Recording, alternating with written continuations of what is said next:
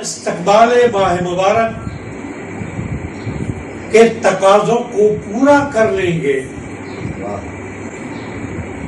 تو پھر ہمارے لیے یہ ممکن ہوگا کہ اس مہینے کے ہر دن سے، اس مہینے کی ہر رات سے، اس مہینے کے ہر لمحے سے ہم اس طرح استفادہ کر سکیں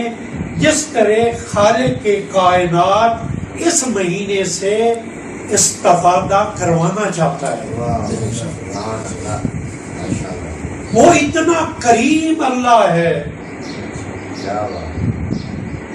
کہ اس کی کوشش ہوتی ہے کہ میری اس دنیا میں بسنے والا میرا کوئی بندہ ہدایت سے محروم نہ ہو پائے،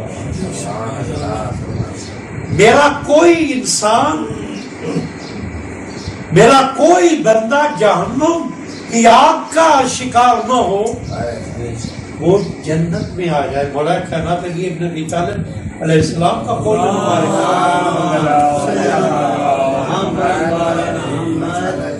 معصوم ارشاد فرماتے ہیں کہ خالق کائنات نے گناہوں پہ سزا اور نیکیوں پہ جزا اس لیے رکھی ہے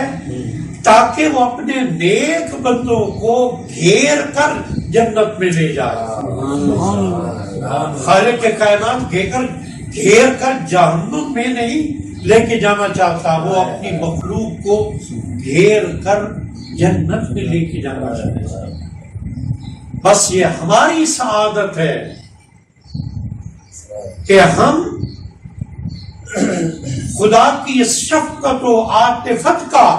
مثبت جواب دے کر اپنے آپ کو گمراہی سے بچا کر جنت کے حقدار بنتے ہیں، یا شقاوت کا ثبوت دے کر اپنے آپ کو لقمۂ جہنم بنا لیتے ہیں۔ ایک دفعہ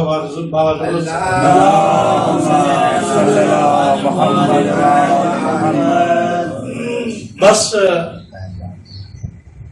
برادران محترم، میں اس موضوع کی طرف آتے ہوئے کہ اس ماہ مبارک کے رمضان کا استقبال کیسے کیا جائے۔ دیکھیے، انسان کے لیے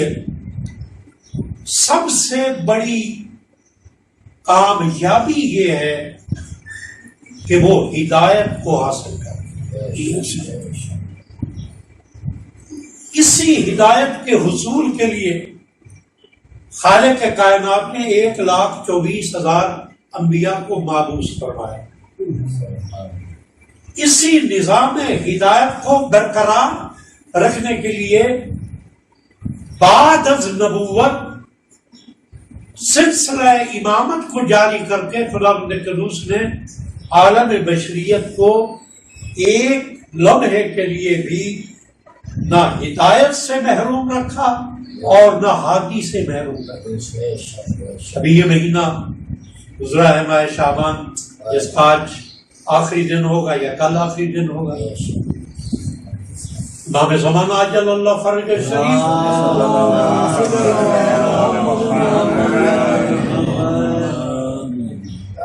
کی ولادت کا مہینہ،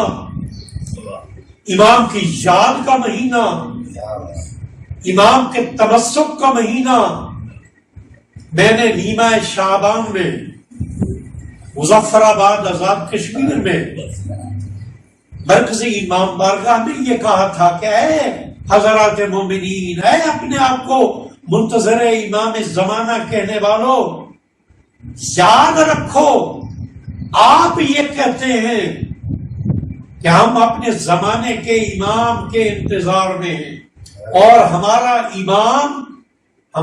امام پردہ غیب میں ہے۔ یہ میں نہیں کہہ رہا، ایک عظیم مرجع یہ کہہ رہا ہے کہ جو مقام عظمت امام زمانہ، معرفت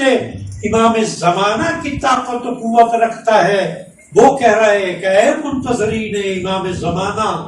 یہ نہ سمجھو کہ زمانے کا امام پردہ غیب میں ہے، بلکہ یہ جان لو کہ ہمارے زمانے کا امام زندان غیبت